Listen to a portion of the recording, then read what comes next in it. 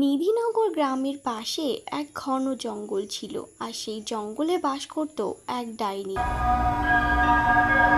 ডাইনি গাছের ডালে বসে বসে নতুন শিকারের অপেক্ষা করত। ডাইনি নিজের মনে মনে ভাবছে, হা হা হা, অনেক দিন হয়ে গেল, কোনো শিকার পাইনি।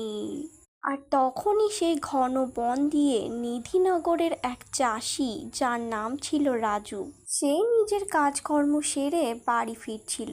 প্রায় বিকেল হয়ে গেছিল, তাই কেউই ছিল না তার সঙ্গে। সে একা একাই হেঁটে হেঁটে আসছিল। হঠাৎ করেই ডাইনির চোখে পড়ে রাজু। রাজুকে দেখে ডাইনি গাছের ডাল থেকে নিচে নেমে আসে। ডাইনিকে দেখে রাজু থমকে দাঁড়ায়। ডাইনি নিজের অশরীরী শয়তানি ক্ষমতা প্রয়োগ করে রাজুকে ভয় দেখায়।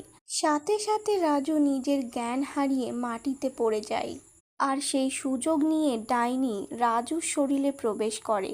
ডাইনি রাজুর শরীরে প্রবেশ করে রাজুর রূপ ধারণ করে নিধিনগর গ্রামের উদ্দেশ্যে রওনা দেয়। আর নিজের মনে মনে পরিকল্পনা করে সেই গ্রামবাসীদের শেষ করার। প্রায় সন্ধ্যা হয়ে এসেছে। ঠিক সেই সময় ডাইনি রাজুর শরীরে প্রবেশ করে রাজুর রূপ ধারণ করে নিধিনগর গ্রামে প্রবেশ করে। গ্রামের মাঝখানেই রাজুর বাড়ি। গ্রামের প্রত্যেকেই রাজুকে এক ডাকে চেনে আর ভালোবাসে। রাজুর বাড়িতে রাজু আর রাজুর স্ত্রী থাকতো। ডাইনি রাজুর রূপ ধারণ করে রাজুর বাড়িতে প্রবেশ করে। প্রতিদিন কাজ থেকে বাড়ি ফিরে রাজু তার স্ত্রীর নাম ধরে ডাকত। রাজুর স্ত্রীর নাম ছিল মধুমালতী। ডাইনি তো আর সেটা জানতো না, তাই সে কোনো নাম ধরেই ডাকেনি।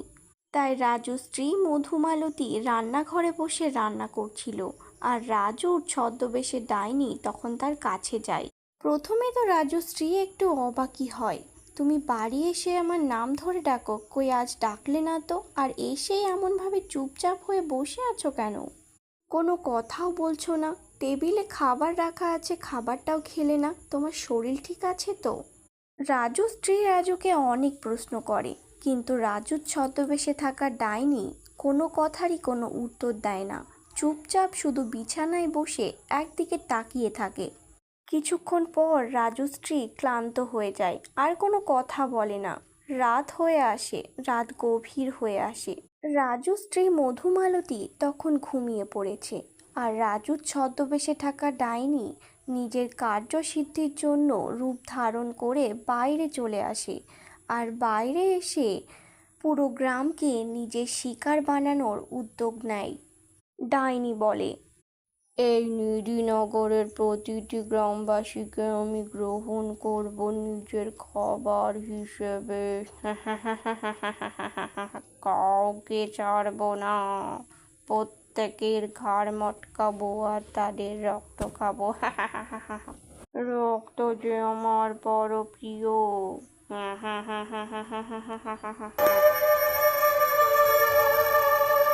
সেই গ্রামে বাস করত মহিম বাবু আর তার ছেলে।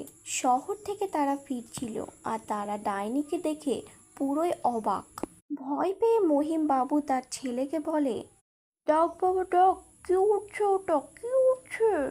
মহিম বাবু আর তার ছেলে বিনয় রীতিমতো ভয় পেয়ে যায় ডাইনিকে দেখে।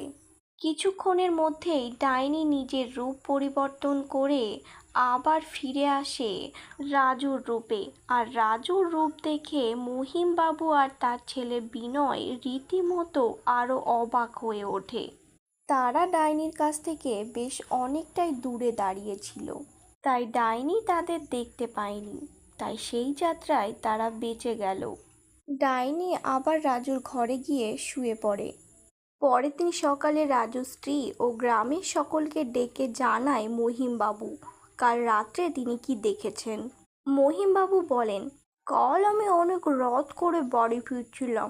দেখলাম একটা চুড়েল অশরীরী আত্মা আমাদের গ্রামের চারপাশে ঘুরে বেড়াচ্ছে। কিছুক্ষণের মধ্যে তার রূপ পরিবর্তন হয় আমাদের রাজুর রূপে। মহিমবাবু রাজুর স্ত্রীকে রাজুকে পরীক্ষা করতে পাঠায়। রাজু স্ত্রী ঘরে ঢুকে দেখে রাজু হাওয়ায় উঠছে আর দেখেই সাথে সাথে জ্ঞান হারায়।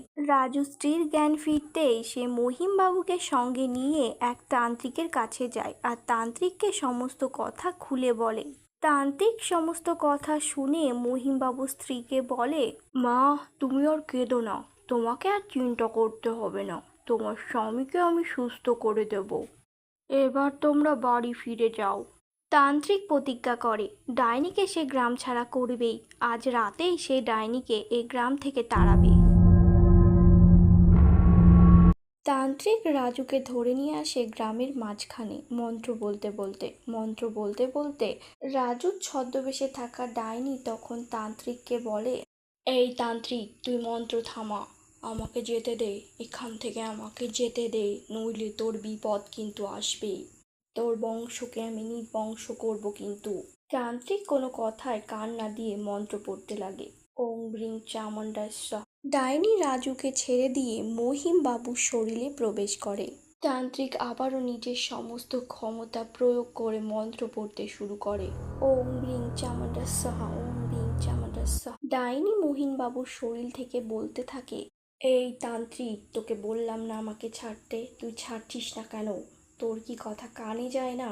তান্ত্রিকের হাতে থাকা ঝাঁটাটা দিয়ে বাড়ি মারে তান্ত্রিক, আর ডাইনি মহিম বাবুকে ছেড়ে দিয়ে বাইরে বেরিয়ে আসে। তান্ত্রিক নিজের সমস্ত ক্ষমতা প্রয়োগ করে ডাইনিকে বন্দি করার চেষ্টা করে। ডাইনি আর কোনো উপায় না দেখে তখন তান্ত্রিককে বলে, তুই আমাকে বন্দি করিস না তান্ত্রিক, আমি এখান থেকে অনেক অনেক দূরে চলে যাব, অন্য কোনো বনে, অন্য কোনো গ্রামে, আমি তোদের আর জ্বালাবো না, আমাকে এবার ছেড়ে দে।